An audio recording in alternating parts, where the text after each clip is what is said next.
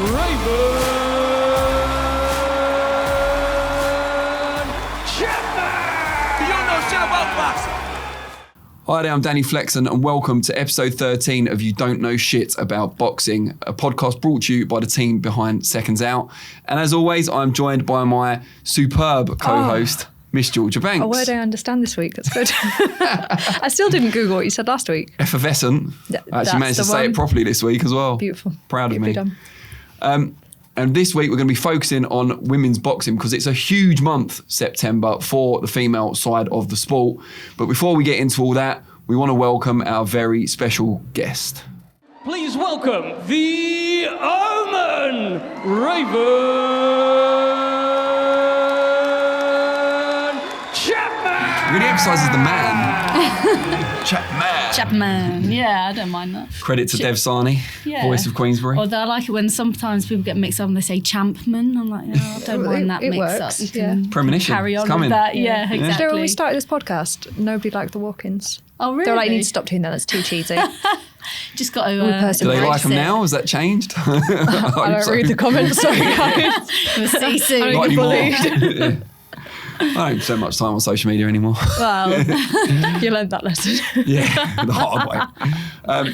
Great to have you here. Thank you. Unbeaten, doing great things as a pro, obviously following on from great things as an amateur. Tell us the story. Tell us the Raven Chapman story from the start. From the start, oh gosh. So I guess I was brought up by my dad, who was a big martial arts fan, kickboxing, boxing, Muay Thai, judo, jiu-jitsu. He did the lot. So I guess growing up around him, not always having babysitters, I used to get dragged along to classes. And I used to just train with him really. And then I think I was in an adults class and the trainer was one of the local amateur coaches where I lived in Brighton, and he constantly tried to get me to join their club, but I didn't feel confident enough to do it at the time because, I don't know, going from always doing it with my dad in the adult classes to then go into an actual squad class with people my age was a bit strange, but I eventually did it, went there when I was 16, and very glad I did. It's quite ballsy for a 16-year-old. Yeah, I was the only female as well. It's a hard place to step into. Yeah, but I think I always sort of, the harder something was, the more I sort of threw myself into it, the more uncomfortable a situation might have made me. I just went and did it anyway. Like a few years ago, I remember I wanted to try and get into dancing, so I thought, fuck it,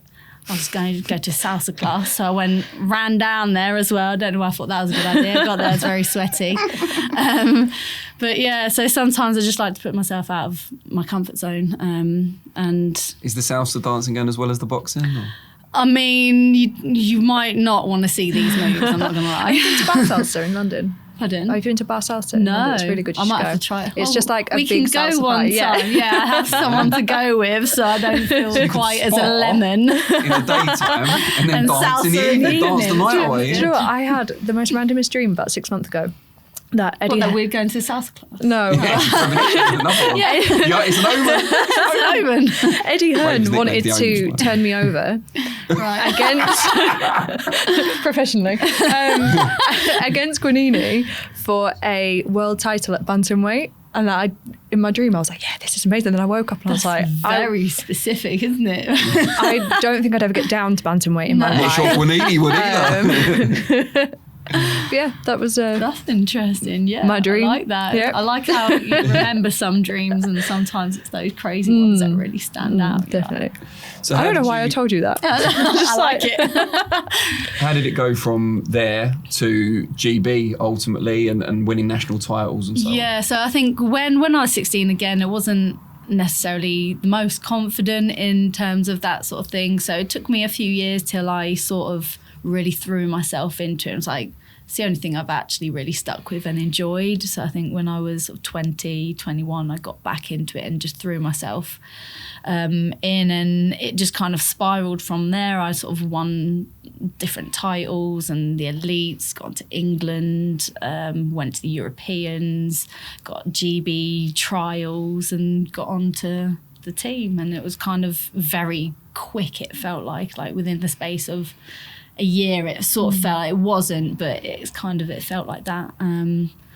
and then a few years on GB, going traveling around internationally, getting all that experience in, and then deciding, this isn't for me, and having sort of a good set of people around me, including like meeting my coach now, Stu, my dad, meeting Steffi, building up that relationship with him, and just getting a real good emphasis behind me and that belief in me that actually pro side would suit you. So give it a shot, and that's what I've done, and here I am. How did you end up going from Brighton to High Wycombe, which is where you're based? So I grew up in Brighton. I moved to Bournemouth, and that's where I kind of then sort of boxed out of all my success came from. And then after that, I sort of moved over back near my family in Wycombe with my grandma. So, You live with your grandma now? Yeah. What's that like? It's fun. She's very. She loves to hear all the stuff going on, say like in my life or with my friends and stuff like that. It keeps her young, and she's very young at heart. And to be fair, I think she's more social than I am. She's out most nights at different events. Does she watch you fight? Yeah, she does. So her brothers all used to box, and one of her brothers boxed in the army, and it was like one of the first sort of televised ones in the cinema against Germany, sort of after the war and stuff. So yeah, boxing is sort of definitely on my grandma's side, and she always wants to come to my fights, but bless her, she's just a bit old, I guess. Sitting for that amount of time in those kinds of seats. I'll sit with her. It's all right. I don't think it would do her hips any good. But she'd love to be able to be there, but she's always at home watching. And I know on the last one, she had a friend who had BT Sport and went round there, and she kept messaging like, when are you on? But she'd got there like 7:15, but I'd already boxed and stopped the girl and got out the ring, and so she watched the whole show thinking, where is she? Bless her. Bless Why her, hasn't she responded to my message? Yeah. How did you come to be the first female boxer signed to Queensbury in a number of years since Nicola Adams? Yeah, I know. It was sort of one of them things we'd spoke about at the beginning. Obviously, when you're thinking who there is, Frank's a big name and Eddie's a big name, and they were two that we talked boxer about. Weren't really back into it at that time, were they? No, they weren't about then. And Steffi had one of his fighters sign with Frank, and was just really impressed with them and how they treated their fighters that were signed to them and all that sort of thing, and ended up having a conversation with their team about female boxing, and that brought on to me, and Steffi really pushed it and sold them to me to them.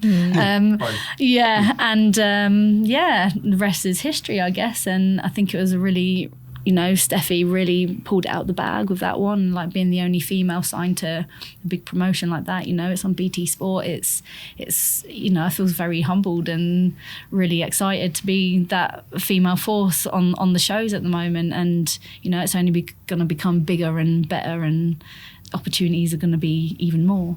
Have you met Frank Warren? Yes. What was that like? Yeah, it was good. He was very, very pleasant, very kind, and just seemed, generally happy to have me on board, and looking forward to seeing where I go and what I can do on the Queensbury platform. So yeah, it was all good. And the next outing on that platform is the 24th of September on the Joyce Parker card, huge card to be on BT Sport box office. Yeah, I know. This time around, your pay-per-view debut. Yeah, pay-per-view debut. Excited? I know. I like how we can go for another debut because I've had so many now. So yeah, I'll go. Yeah, that's it. So yeah, I'm really looking forward to it. I'm excited to be on a big platform and such a massive show. It's just going to be, I know everyone in the team's just so excited for the whole week, the build up and everything, being in and around it. We're just going to take it all in our stride. And we all know, like, it's where we're sort of the team's destined to go, not just me, because I've got my team behind me and they're all part of it and they soak it all in. Like, by the end of the fight weeks, everyone's knackered. I mean, I've just gone and had a fight, but they're all going, all right, I need to go to bed now because we've had a long week. But so it's just excited and for what I'm going to be fighting for, and yeah, I just can't wait. I've been training hard. It's been a good camp. It's been a hard camp. You know, it's going to be my toughest test. So we've got to treat it like it's going to be my toughest test, and that's exactly what we've been doing. We've getting good rounds in, great sparring with various sparring partners, a few of the lads down the gym, Ellie Scottney, Ebony Bridges, and just getting the work done so that I'm taking that belt home with me. Scottney and Bridges don't like each other much. Has there been any talk back and forth? Like, are they trying to pick your brains about the other or anything like that? No, not really. Do you know what? Obviously, Ellie's super bantam, Ebony's bantam. I don't think either of them are looking to change weight. So I think for now they're sort of focusing on the other people in their careers. Obviously, Ellie will be having a fight coming up soon, hopefully for something big, and Ebony the same. She's got her opponent that she'll be fighting and contesting soon, so they're not really, I think, on each other's radars that much at the moment. It might come back, you never know, but at the minute I think they've got bigger fish to fry. Who gave you the hardest spar? I'm just kidding, you don't have to answer. You can't. No, both spars have been brilliant and exactly what I need. You know, they're both the kind of people that are going to push me for this opponent that I've got, and you know, getting that kind of variety in the styles, but also they're both similar in ways to Dranini, so I'm getting a good mix. And talking of your fight with Wanini, it kind of leads to this week's topic, which is females front and centre. I can't remember a month, even in other countries, but particularly not in the UK, that there have been so many female fights in 1 month. Yeah. Like this weekend kicks off with Natasha Jonas against Bergolt in a unification fight at Super Welter. The following week on Sky also, you've got the all-female card, topped by Shields Marshall, Maya Baumgardner on there as well, which is a great fight in its own right. Yeah. You've got your fight on the same card as Amanda Serrano against Sarah Mafood. And then Matchroom just announced a card as well that's got Terry Harper and Hannah Rankin. And there's probably others that I've missed out. There's obviously undercard fights involving females as well. What do you make of it? And particularly the all-female card. I know obviously you're not part of it, you're on your own show, but just the fact that that's happening is not something that would have been considered a few years ago. No, I think it just goes to show how much like women's boxing in this country is booming at the moment, and you know how many, like you go to an amateur club now, obviously back when I started I was the only female in there. Now you see 4, 5, sometimes 6 girls in there. Sometimes there's clubs that are mainly girls, you know, which is just something you never would have seen even 5 years ago. So it just shows how much the sport's growing, and getting all this exposure is only going to make it grow even bigger. And, you know, it's always the same case of when you can see something, you know, it's achievable. And so the more young girls can see these people doing all these amazing things, the more girls will take up the sport and the bigger it will get. It's just a knock-on effect, and that's what we're seeing happening now. So it's a super exciting time. It's a bit like I wish I was a bit like started younger. You know?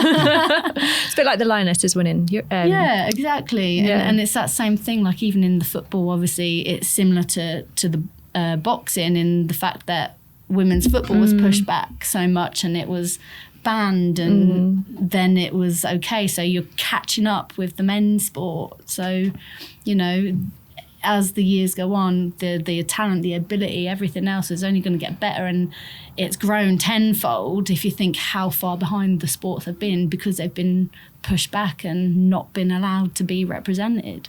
So it's only going to get bigger and better, and that's a great thing for women in sport.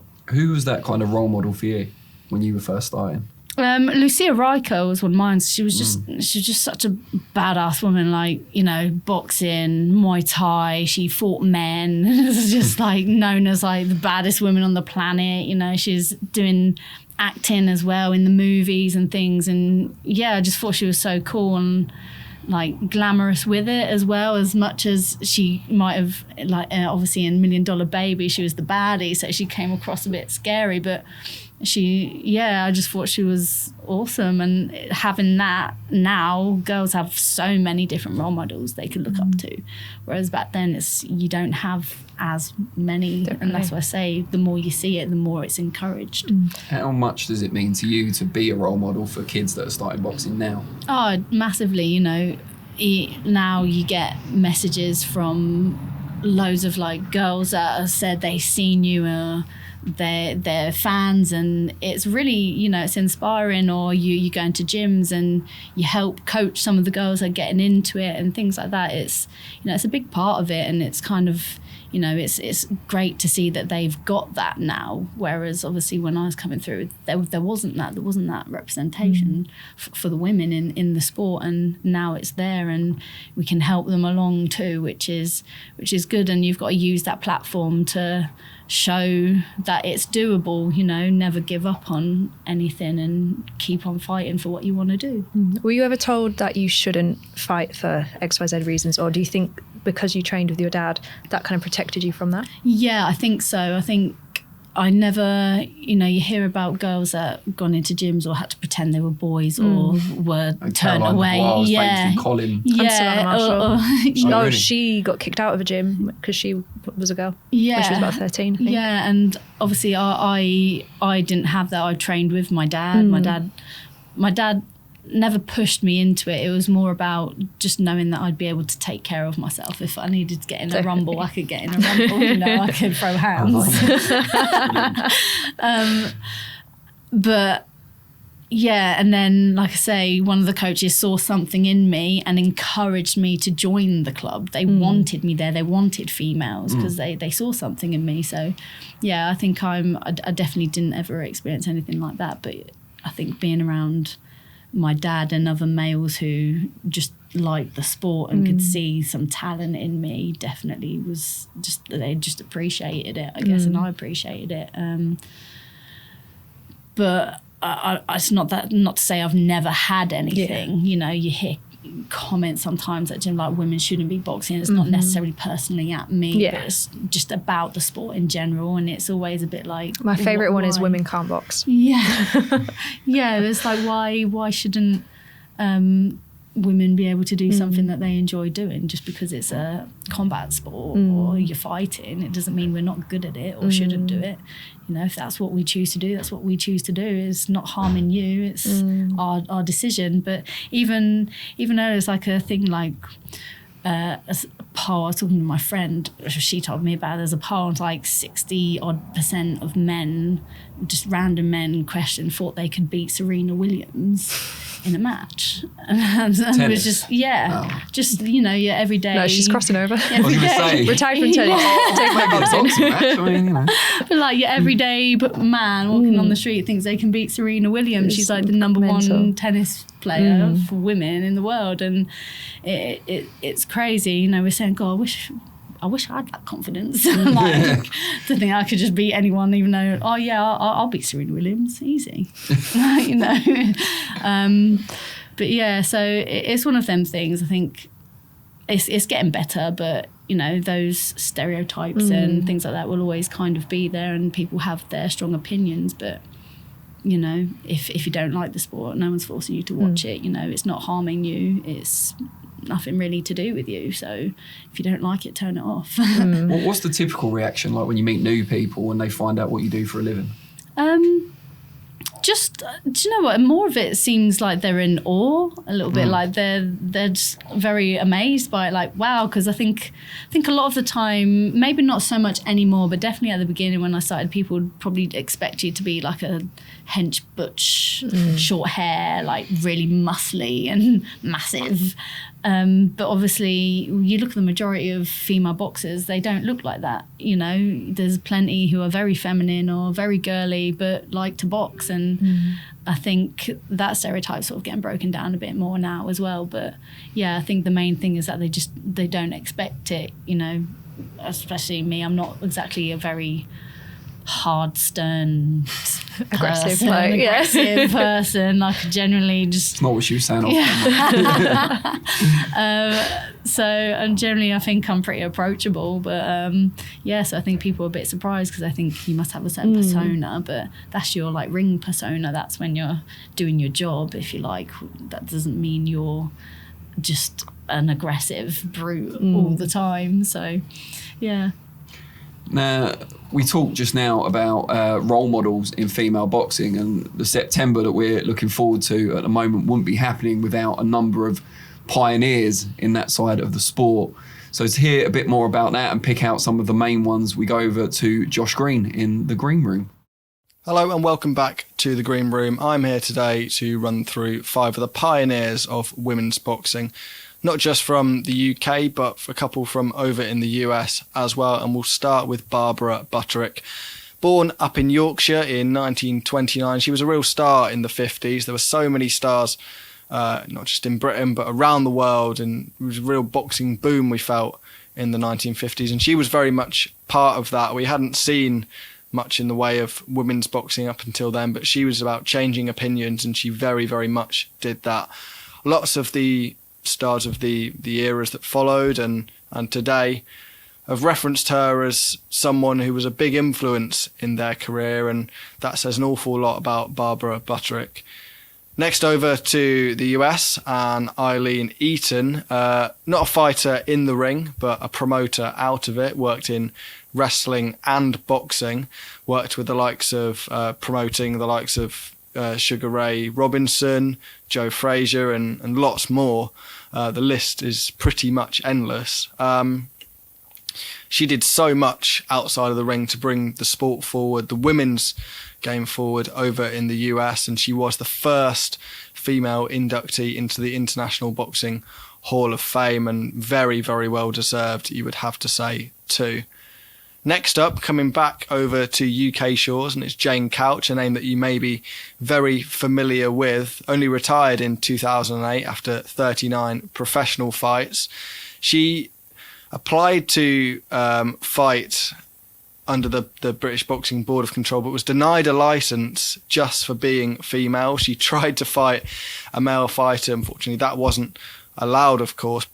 She eventually did get that licence, and she went from strength to strength. Just 5 fights in, earned her first world title, her first of many world titles, and is widely regarded today as one of the pioneers of women's boxing here in the UK. And there'll be a series coming out about her in a few weeks' time, I believe on ITV. So keep an eye out for that one as well. But Jane Couch, a terrific ambassador, and still doing work today in the likes of the London 2012 Olympics. She was a part of the committee for that, and still very active in the world of boxing. Next up, over to the US once again, and Christy Martin. Probably the most successful fighter, you'd have to say, on this list. Arguably a career spanning 23 years. There's very, very few fighters that can match that in today or over the years. She had an incredible amount of fights and just absolutely loved the sport.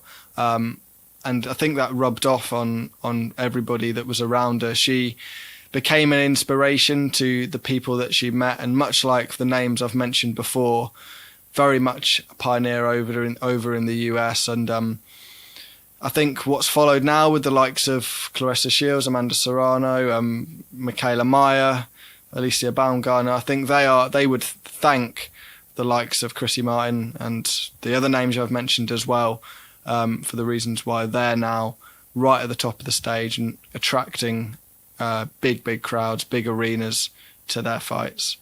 And finally, someone who attracted an incredible arena over at MSG just a few months ago, Katie Taylor, undefeated, a 2-weight world champion, undisputed lightweight champion, of course, as well. What a fighter, and really the female fighter of the era after that win over Amanda Serrano at MSG. Of course, she was a footballer, a soccer player, whatever you want to call it, earlier in her life, but then took up and followed amateur boxing all the way to the Olympics in 2012, then turned pro, and is currently 21-0. 36 years of age, probably coming into the twilight of her career now, but we'll enjoy her while we've still got her. And I'm sure there's a few more big nights for Katie Taylor in the years ahead. Thank you very much, guys. They've been my 5 pioneers of women's boxing. Back to Danny and Georgia. Thanks, Josh. Still haven't made the bed. It's been 2 weeks, or 4 weeks in total now. Has the bedding changed? Has he washed it? Yeah, I don't know if it's the same bed in there. That's a good point. we bring out our like parental instincts. That's a double check. Yeah, we're going to have to watch him. Female boxing generally, we talked about the pioneers and how far it's come. what's the future? Like, if we want female boxing to ultimately achieve parity with the men's as a commercial attraction, what are the steps that need to be taken to get there? Well, I think you can see how the steps are already going. I mean, we've got an all-female card in like 2 weeks' time. So, I mean, that's a massive thing in itself, you know, to go along with the men. So things like that, just generating that interest in the sport itself and in the fights, and people getting behind the fighters, and just giving them the chance to be on that platform and take centre stage, which is what's kind of happening. So it's only going to kickstart everything even more. And, you know, the more interest is gained from doing things like that and getting into the sport, the more commercial interest is then going to come from that. And, you know, it's why football's so big, because there's so much interest in it. The commercial interest is then even bigger, and it's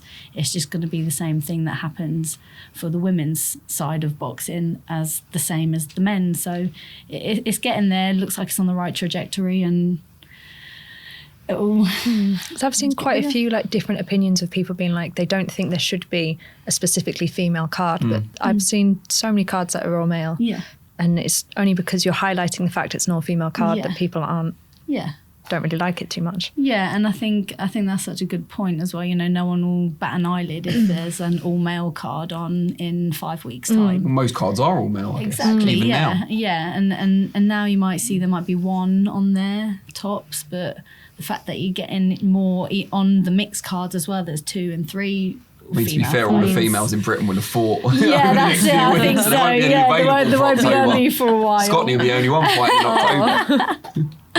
But, you know, but even in that sense, like, there's obviously the pool is getting there because you've got enough women in the country to put on an all-female card.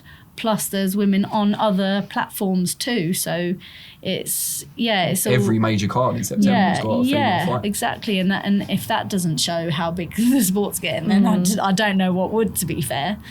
What's your position on the whole 2 minutes versus 3 minute rounds debate? Well, I think we would say we'd prefer 3 minutes for sure. We're doing the same thing as the men, and the men do 3 minutes. In the amateurs, you do 3 minutes, and then you come to pro and you're doing 2 minutes, and that can be a bit weird, especially if you go into like an amateur club or you're sparring an amateur girl. It's like, oh, is it right if we do 2 minutes, not 3? It's very strange that it isn't. I think that it probably will change. Do you train 2s or 3s? It depends. Obviously, in camp, we'll train for 2s because that's what we're fighting. We're fighting 2 minutes, so you need to train for what you're going to have. Out of camp, sometimes we don't train for rounds. We just train for drilling, generally 2 minutes. Sometimes you'll shadow for 3 minutes. You mix it up. But in a fight camp, you've got to train for what you're going to be doing, because if you're training for 3 minutes, when you're in there in the fight, you're not going to have that extra minute, and the time's gone like that. And I think that's the only thing with the 2 minutes. It goes so quickly. You just start getting in your groove, and the round's gone. And in terms for us, like, we like to set up our work and trap setting and doing that. A lot of the stuff Stuart teaches me, and over 2 minutes, it's very hard to really get that going in a groove. When you've got that 3 minutes, it's a lot easier to start setting up all your plans of action, if you like. But I can understand why people find the 2 minutes exciting, because it goes so quick. It's like you're stuff's going on all the time, whereas sometimes the 3 minutes can be a bit slow, especially in the men's, you know, the heavier weights, not a lot's always going, whereas the women, as you see, because it's 2 minutes, always all action, and that's what makes it exciting. So it's an interesting debate. I think, I'd like 3 minutes.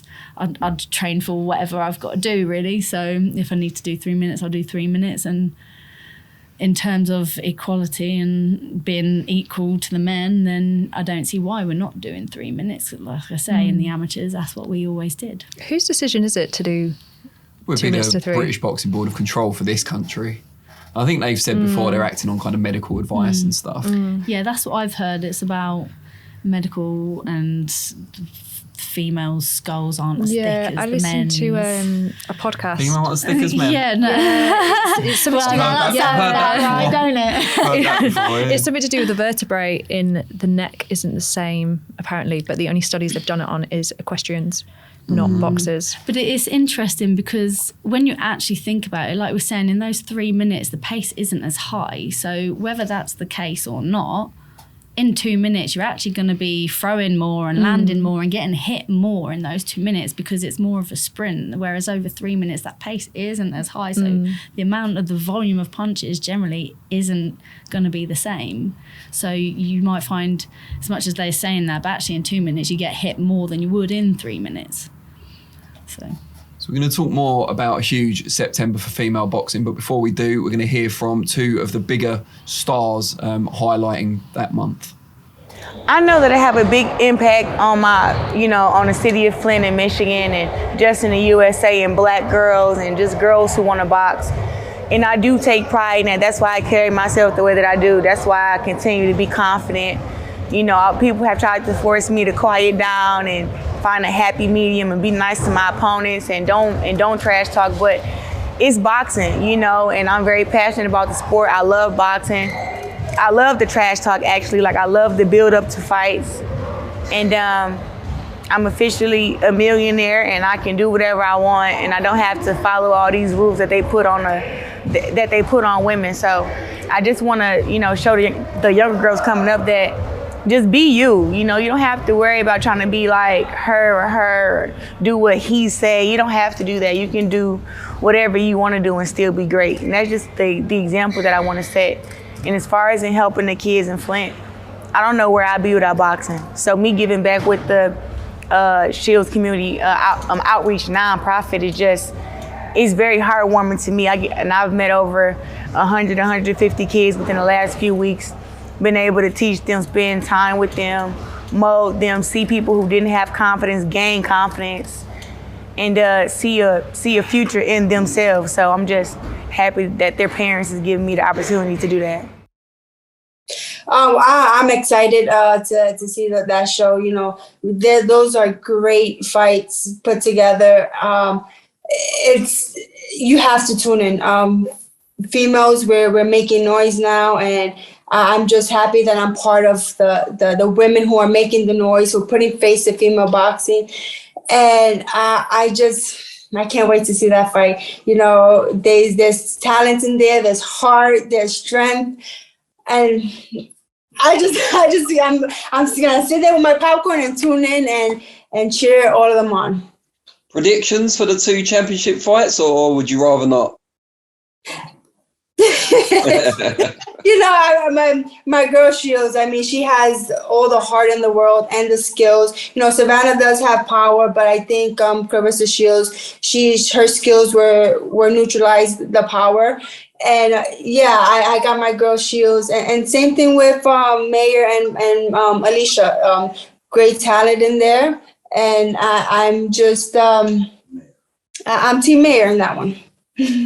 So yeah, great to hear from those guys there. Before we talk about the poll results, which I know George has got, which of the fights, you can name a couple if you want, apart from your own, are you most looking forward to throughout September?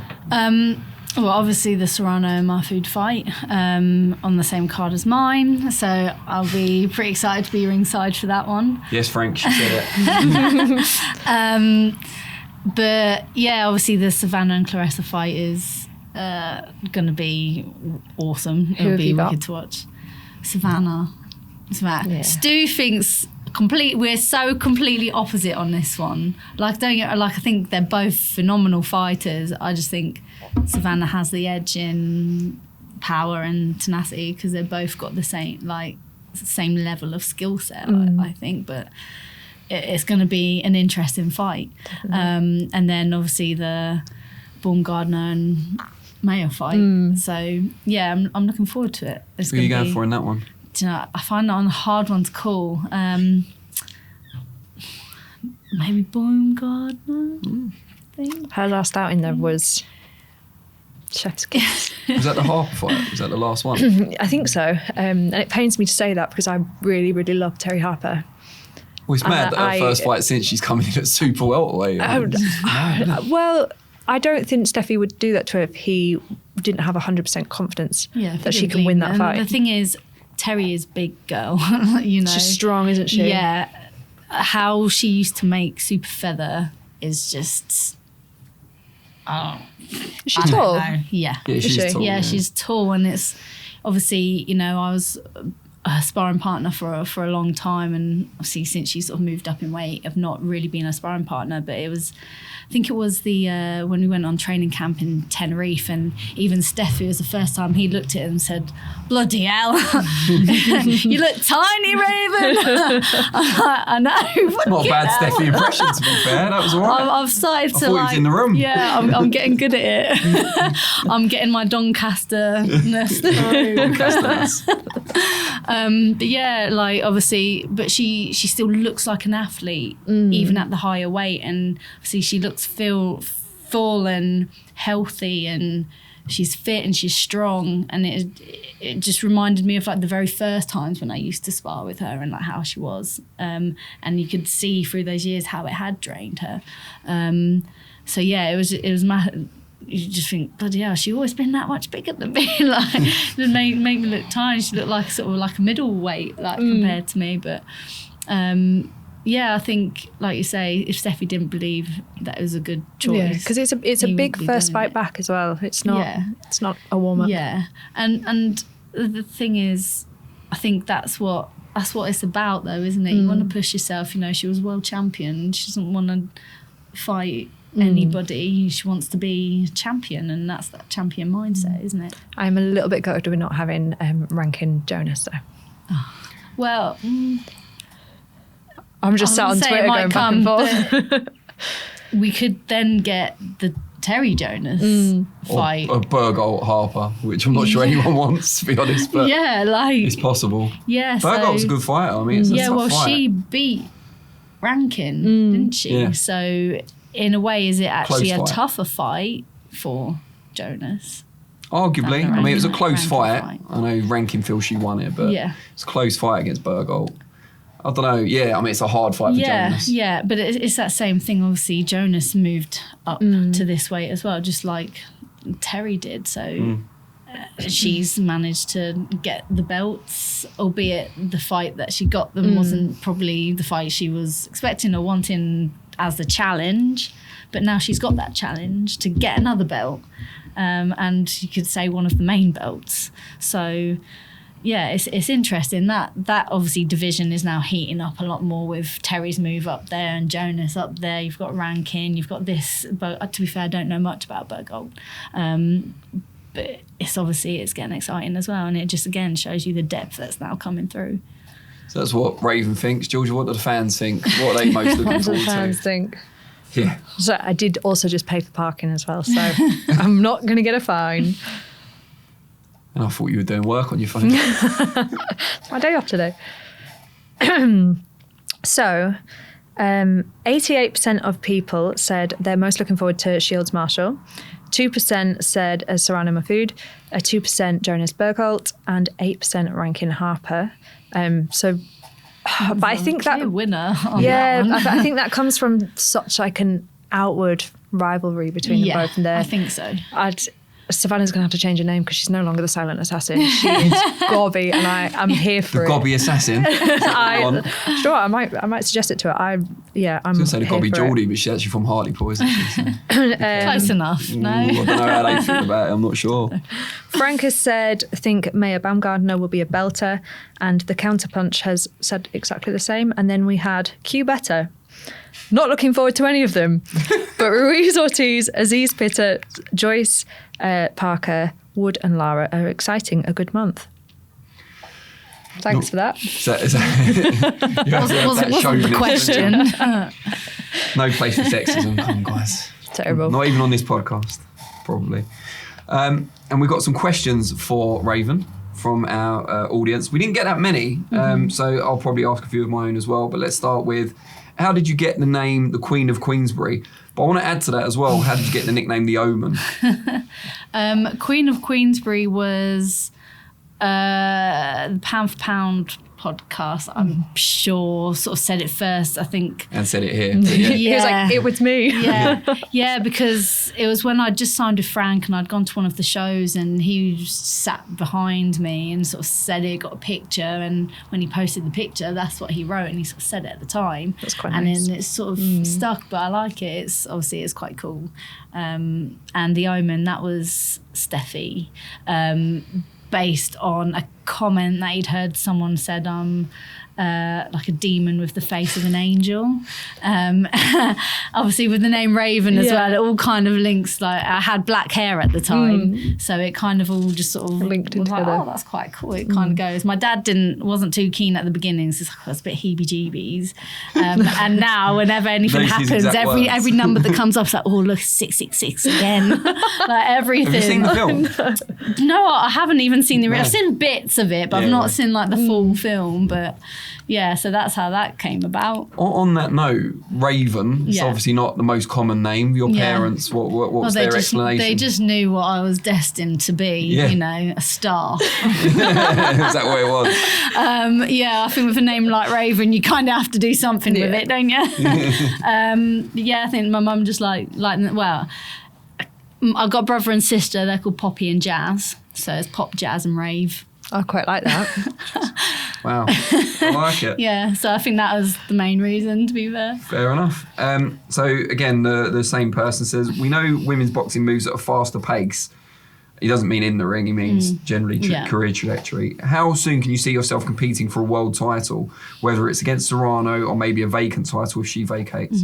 Well, obviously, I'm kind of getting like a step closer in my next fight, being for the WBC international title. So hopefully within, I don't know, the next year and a half, see what happens. Obviously, leave that in the hands of my team, but if they want to chuck me in there, I don't mind. David King says, dream fight or dream opponent? Well, what in your actual dreams? Like we were talking about earlier. The obvious one is Amanda Serrano, dream fight and dream opponent.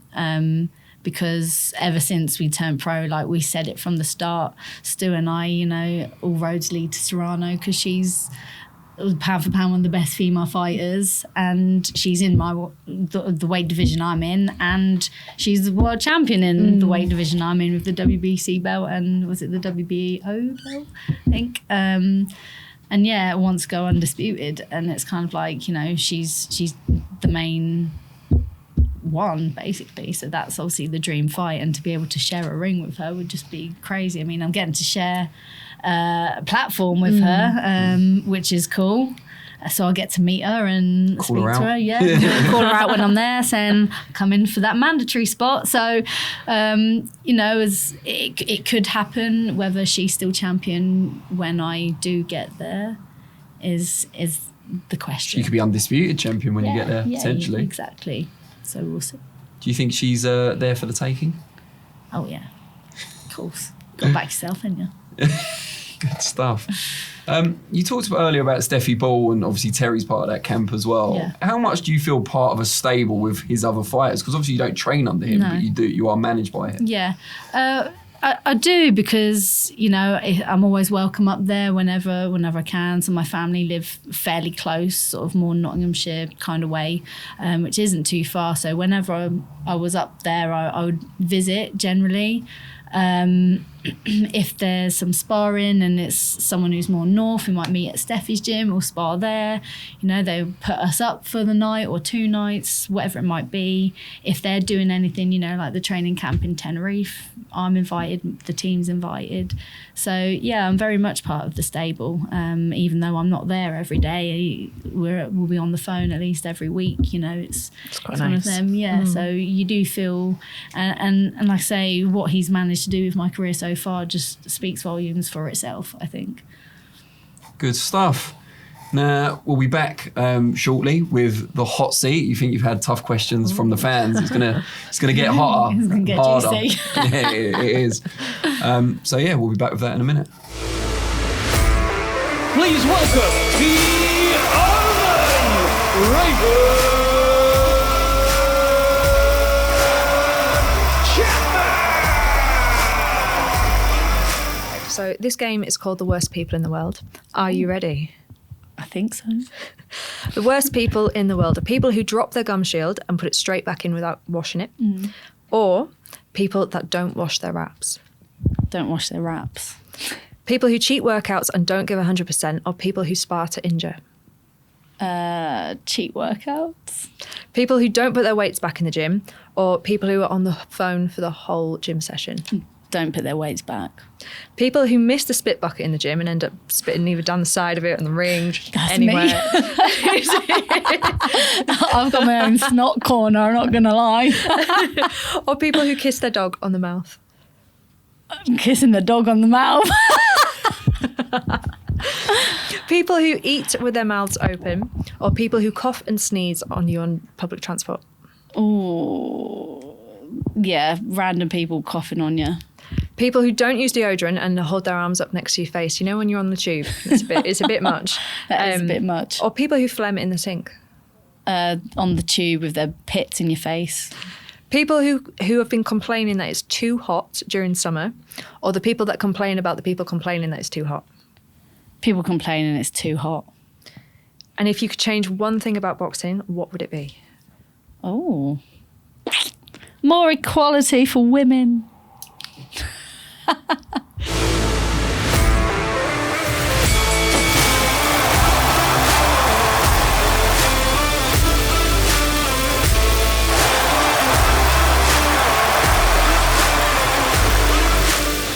Welcome back. Well, that was absolutely sweltering.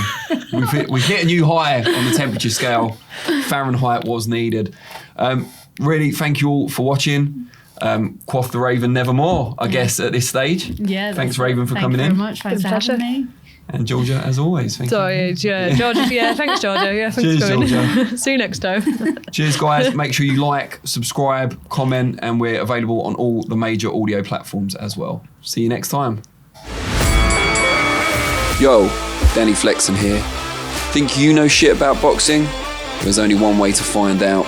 Listen to the full podcast via one of the links in the description, or go to secondsoutboxing.podbean.com.